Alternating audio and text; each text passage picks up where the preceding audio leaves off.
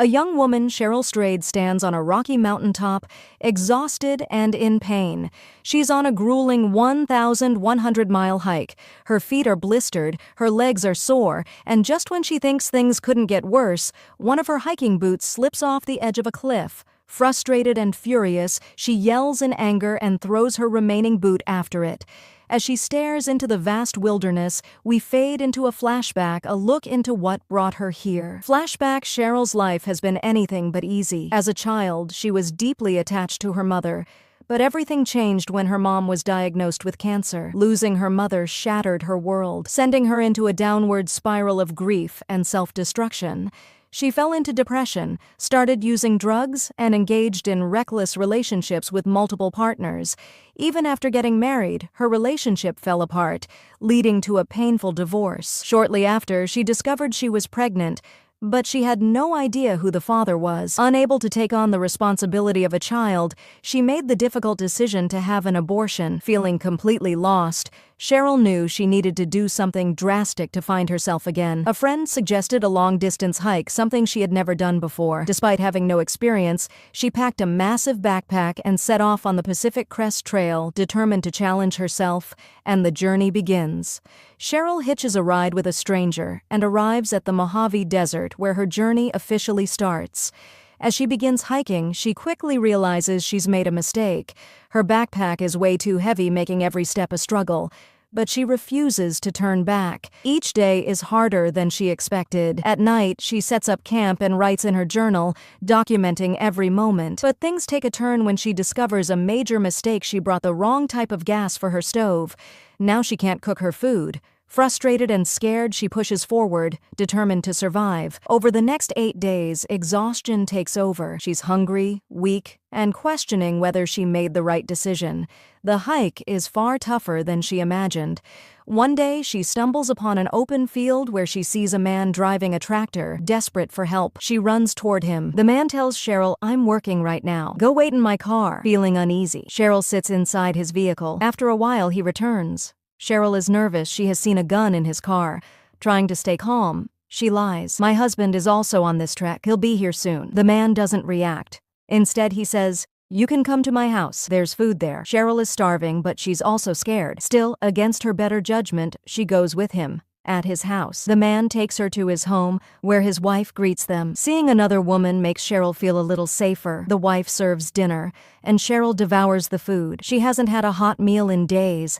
After eating, she takes a much-needed hot shower. That night, she sleeps in their home. And the next morning, the man gives her a ride back to her trail. Back on the trail, Cheryl hikes all day. When night falls, she sets up camp. This time, she has the right fuel for her stove. She lights it. Cheryl's journey continues. Ed helps Cheryl lighten her load by removing unnecessary items from her backpack. He also notices her tight hiking boots and the blisters they've caused. Seeing her discomfort, he gives her a pair of sandals. Cheryl then calls her best friend, asking her to send a new pair of shoes to the next resupply station. Now she continues her journey, heading toward the Sierra Nevada crossing. The Sierra Nevada. Greg had warned her about this route. "There's too much snow. It's dangerous," he had said. But Cheryl refuses to turn back. With all her strength, she pushes through the icy terrain. Exhausted, she finally sits down to rest.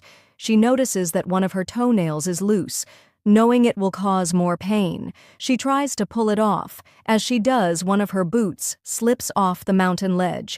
Watching it fall, she lets out a frustrated scream. Then, in a moment of defiance, she throws. Walking in sandals, with no boots, Cheryl puts on the sandals Ed gave her.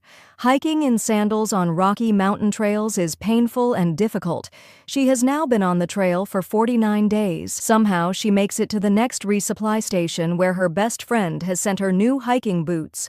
These boots couldn't have the memories of the past. As Cheryl rests, memories flood her mind.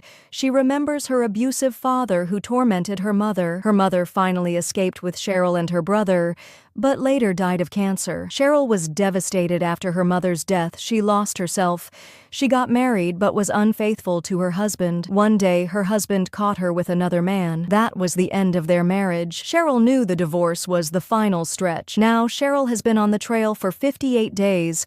Her 1,800-mile journey is finally coming to an end. But there's one big problem: she runs out of water. Her body is dehydrated. Desperate, she spots an old metal drum in the distance. She rushes to help purify it. Suddenly, 2 hunters appear and ask her for water.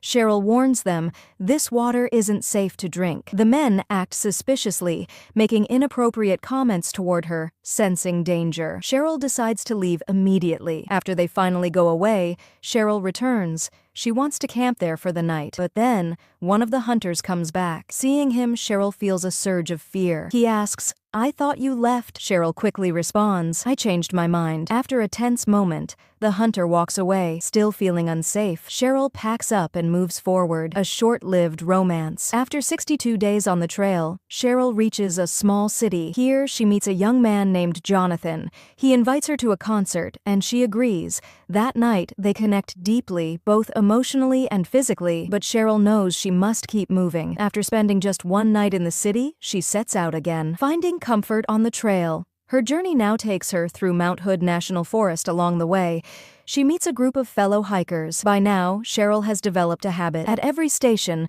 she leaves behind a poem or a message with her name.